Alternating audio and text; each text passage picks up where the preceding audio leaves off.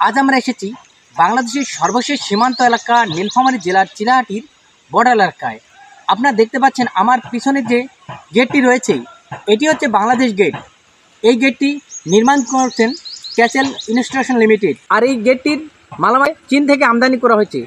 গেটটি তৈরি করতে প্রায় 1.5 কোটি টাকা খরচ হবে বলে ক্যাসেল ইনস্টলেশন লিমিটেডের প্রজেক্ট ম্যানেজার অর্থাৎ PM সলমান আলী আমাদের একথা জানান। আপনারা দেখতে পাচ্ছেন গেটটির নির্মাণ কাজ চলমান। আর এই গেটটির দূরে যে আপনারা গেটটি দেখতে পাচ্ছেন ওটা হচ্ছে ইন্ডিয়া গেট, অর্থাৎ বাংলাদেশ এবং ভারত দুই দেশের সীমান্ত দৃঢ়রেখা থেকে 150 মিটার বাংলাদেশ গেট এবং 150 মিটার পিছনে হচ্ছে ইন্ডিয়া গেট।